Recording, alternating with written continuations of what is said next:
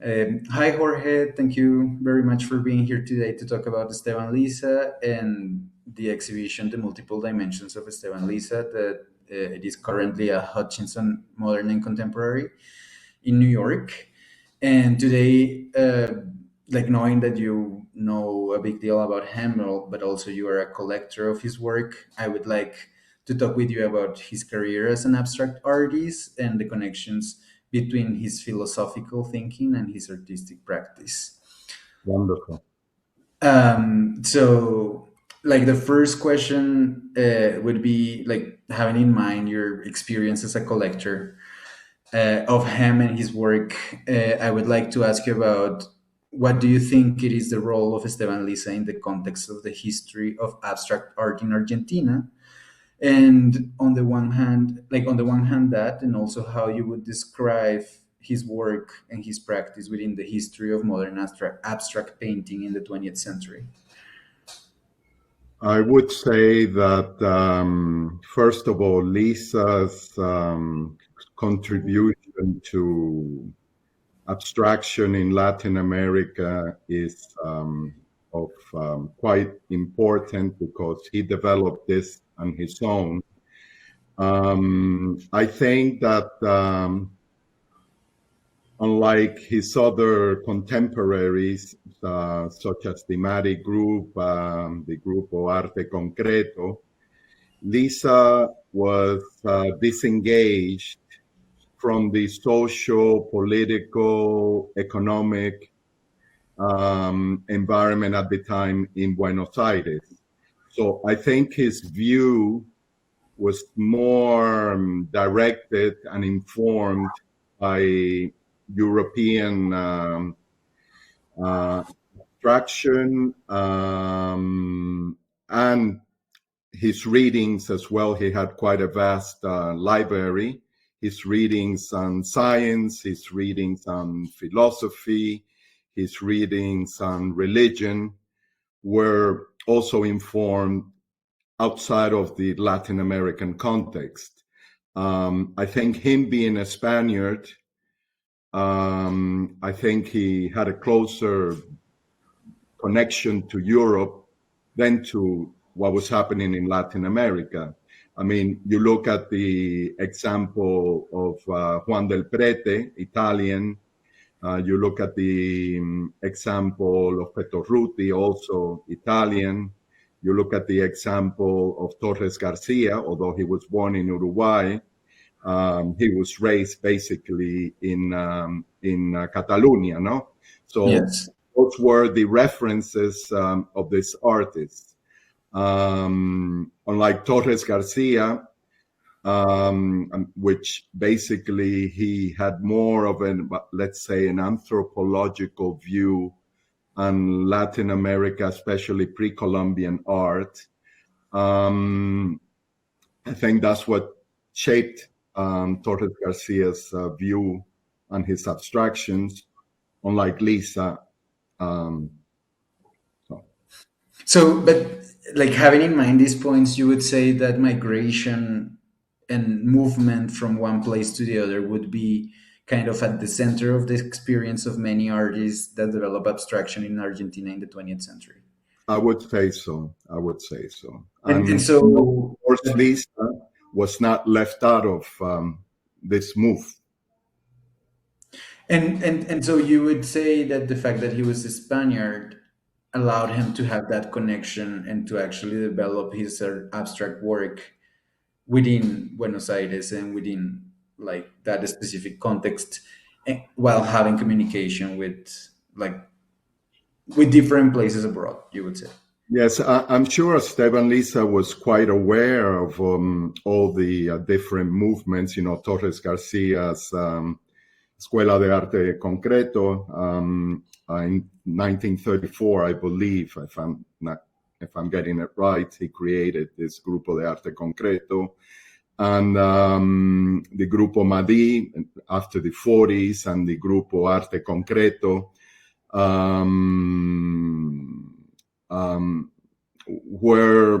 Were basically local phenomena, but I think Lisa was aware of all of this, of all of these happenings taking place in Buenos Aires. He did not live in total isolation, but his own work was quite personal, quite. He developed it in isolation. No? And so actually you have been talking a little bit about a question that I was considering, and it is that connection between other like abstract artists of the period. And you actually mentioned Juan del Prete and Joaquin Torres Garcia. And so I was wondering, what do you think is the relationship between these three artists and the development of abstraction, but also what parallels can we see in their careers and in the development of their work? Like you already have talked a little bit about it, but maybe Right. if like So I think as I mentioned before, Lisa's reading on art and philosophy, and music and religions and science was basically informed by European, let's say, European thought, no? Torres Garcia as well had been informed by his being raised basically. I think he went to Catalonia when he was 17. So he was basically informed and formed and developed his career in Catalonia, and then went to Paris, did the Cercle and Carré group. So Juan del Prete as well, being Italian, I think his reference go back to European art. His education, his sensibilities come from there. Unlike Lisa and Juan del Prete, Torres Garcia really entered, let's say, the philosophical ancestral heart of pre-Columbian origins of what is now Latin America, more so than both of these other artists. So that's a bit of a difference between Lisa and, let's say, Torres Garcia. But like Torres Garcia, Lisa also created his own school and had his following, as Torres Garcia did. yeah, I think it is a very interesting connection, and it is how these two abstract artists have a specific connection with education, and how their practice actually completely develops through the act of education and through the act of sharing with others that like their worldview at the end of the day. And I don't know if you think that there is something to say about how where the school of the south may be connected or not with the development or the educational process of Esteban Lisa and his school or his work at the Escuela de Adultos. Do you like what I, do you I, think? I think Torres's taller. I mean, of course, it's a model, served as a model not only for Esteban Lisa but for other artists to follow. I mean, Lisa created his school after he finished as a postman in the National Post Office. He retired, and I think it was in 56. 1956 that he created su Escuela de Arte Moderno, Las Cuatro Dimensiones. And he wrote, like Torres Garcia did write, many texts and let's say inaugural texts to explain their own philosophy. So Lisa wrote Kant, Einstein, and Picasso, making that connection between science, art, and philosophy. For him, I think Einstein, Kant, and Picasso were essential models for his philosophical thought. Um, he thought, I mean, especially in the world of Einstein, that the creation of pure abstract forms involves the concept of the four dimensions, no? Rather than an Euclidean world of three dimensions, he created the times factor, which gave abstraction, according to Esteban Lisa, an infinite, so-called space-time, Yeah. where creation of forms and colors manifested themselves ad infinitum. No, so then he went on to deal with Kant's transcendental aesthetics, and also there he uses Kant's concept of time space, Yes. adding that other dimension of time. So for Lisa, I think in his interpretation of Kant, he he he he wanted to use his concept of transcending. So having this in a priori intuitions, the artist was able to transcend and enter the world also of infinite forms and colors and abstractions, no? And this, of course, in Kant's case and also in Einstein's case, was united very close to mathematics, no? Mathematics having that phenomena of being able to create abstractions ad infinitum as well. So all of these concepts are united. And then he was also informed by Picasso's work. I mean, Picasso wasn't the only artist that he admired, but he thought of Picasso's, let's say, the pure intuitions of a child, had very much a union with Kant's transcendental aesthetics, with Einstein's concept of time space, the fourth dimension. And Picasso was able to also create that infinity of forms through having that natural transcendental intuition which children do have. So I think his cosmology, his philosophical thought were basically informed by these three monsters in our history, but also there's another factor that differentiates him from other artists, such as the artists in the Grupo de Arte Concreto, the MADI group. All of this was very outside of the world. It was a phenomenology which existed before the materiality in which we participate in. So he believed in this transcendental spiritual world, and also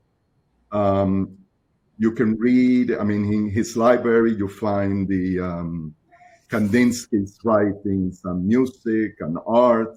So I think through music, which in a Pythagorean way has also this connection with mathematics, through music, Lisa was able to experiment with multiple forms, multiple colors, which never ending. So therefore, the mathematical sequential creations which he made throughout his lifetime. You can see this in the works which are shown at the gallery from the 1960s. This work is like they're like diaries This such works. I mean, they're similar, but they're all different. So Yeah. if you want to use the concept of the fourth dimension, of getting away from the Euclidean world, if you want to use the concept of time, um, all of this works like a film. They're sequential. It's time, time, time, time, time, time. They're quite different, each one from the other, but they have that time factor that, you know, creates the fascination for the multiplicity of forms and colors which we all see in Lisa's work. From the Yeah. 30s, from the 30s, we have this beautiful modern landscapes, which the importance of them um, is that you can already see the world, his world, being disconstructed in a way. And he begins with pure abstractions, basically in 34, 35, which we see in other works. And then the colors are earthly colors, the works from the 30s and 40s. Then we go into the 50s, which they're more colorful. He's experimenting with colors there, the infinity of colors and forms. And so, you know, I look at some of these works of Lisa, and I sometimes I feel as if he's giving me a glimpse into what the universe is, the little that we know of the universe. You look through a keyhole and you see just a few forms, but if you continue on looking, all of these forms keep on moving, they keep on changing, and that creates an infinity, and it gives one a certain sense of religiosity. As I mentioned, I think in one of the essays which I wrote on Lisa, I think in 2008 or so. Um, Okay, I think you actually started to like point out into all like another question that I had, and maybe you answer a little bit part of it, but well, you have been saying how that idea of time can be perceived in the way in which he would develop a specific works by series. But so I would actually like to ask you a little bit more about that. Like, how do you think the logic of the series in Esteban Lisa makes us understand the transformations in his artistic practice? Like you already develop it, but I found so interesting that connection between time, like the idea of looking at the series of artworks and seeing how time passes. And yeah, like I wanted to ask you how, for instance, do you see that in Actos Espaciales that actually goes from 1954 and 1957 at the same time that he develops the series of Jugando con Líneas y Colores, and at the same time that he is in this process of transformation of passing from being a postal office worker and into having a full-time job as a professor with his own school. Like how do you see the idea of the series coming into play, and like in that specific thing?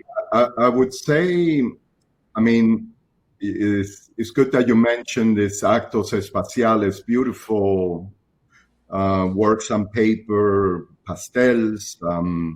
You know, if you look at these works, I think they're basically announcing what was to come in the 60s and 70s.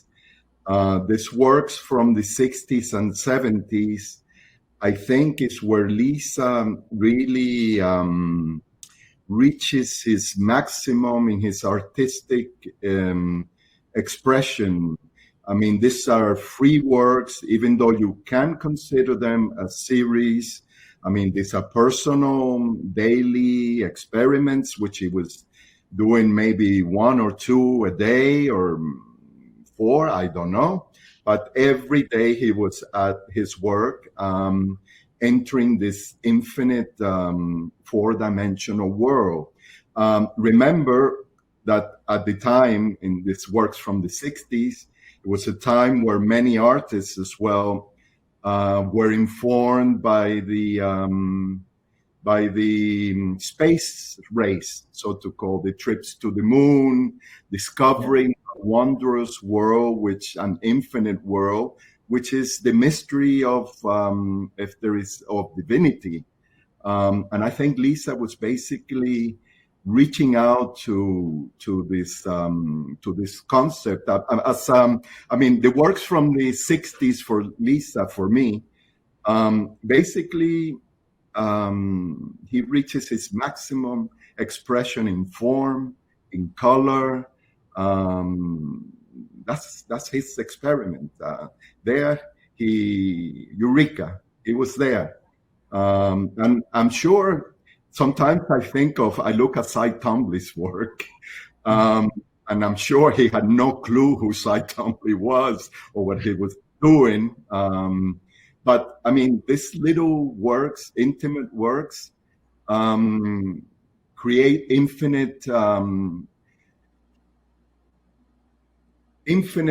large works. You can group them together in groups of 8, group of 10, 20, 30 of these works, and you create a mega picture, a mega work, larger than, most of the artists now, quite a few of them, like to manifest their abstractions in great formats. But the geniality of it is if you take this miniature world and you can expand it.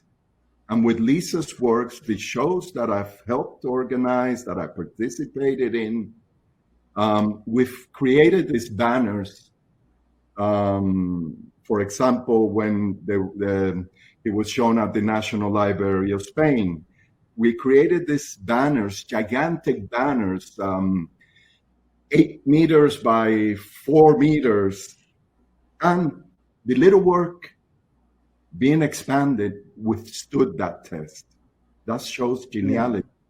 And this is if you want to talk about science, the 8 atom, that concept of this weight of something being little that can be so powerful yet. That's my idea. That's a really wonderful like conversation, and it actually leads me into the last question that I had prepared for you, and it is about his philosophical thinking. And when I was reading the catalog, the intro of the catalog for the exhibition Diálogos con Esteban Lisa that was presented at the Antonio Perez Foundation in Cuenca, Spain in 2008, I came across with the idea that you had of like that when you were looking at works of art made by Esteban Lisa, you would have this sensation of cosmic religiosity. And so I found that there was this connection between that concept that you developed there and the idea of cosmovision that was so central for Lisa's thinking. So my last question for you, and as a way of closing this conversation, would be: how do you see that connection between what you describe as a cosmic religiosity and the idea of cosmovision developed by Lisa?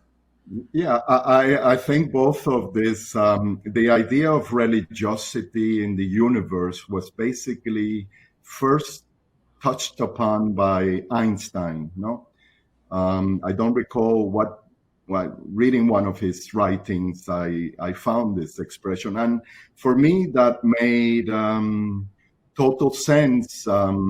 Considering Lisa's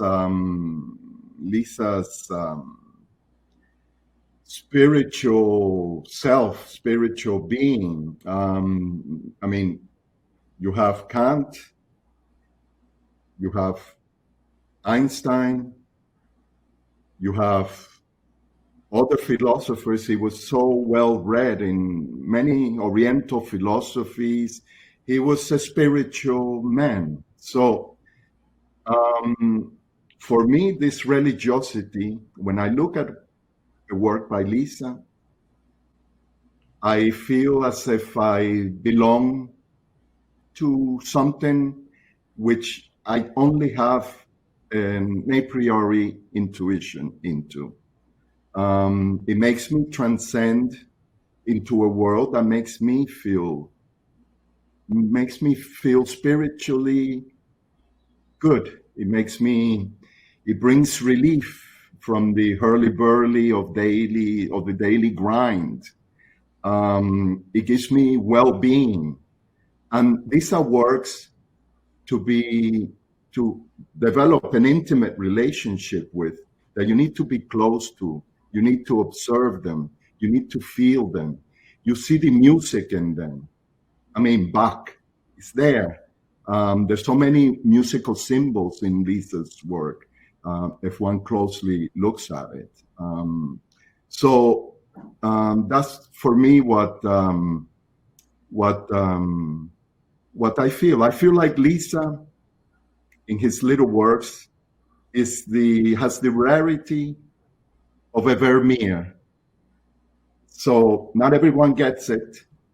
You have to, like with most things, you need to work at them, and then eventually you come to a realization. I have seen, I don't want to sound freaky, I have seen that light in his work. That's all. Wow. Well, that's beautiful. And also, I mean, you as one of the most important collectors on works of Lisa, I imagine you have seen so many of his works. And thank you so much for sharing this My intimate pleasure. experience you have, like in connection to his work. I think that for any of us that are have seen and have discovered Lisa, it is of great help to actually have someone like you also guide us through that process of like looking and discovering the work of Lisa. And yeah, so to close the conversation, I would like to thank you for your time and for telling us all of this about his work. I also want to thank Isabella. I want to thank the Esteban Lisa Foundation. And I want to thank everyone, Edward Sullivan. I want to thank Cecilia Fajardo Hill, all the people that have written about Lisa, that have appreciated Lisa, that have worked on Lisa. And I'm so happy, Juan, that a young man like you at the Fine Arts Institute has taken Lisa on. And I hope that, you get the same satisfaction as I have gotten from Lisa. And to close it, I would like to thank my friend Mario Gradosic, who opened the world of Lisa through my other friend Guillermo de Osma. Thank you. Thank you so much. And well, these conversations will continue for sure.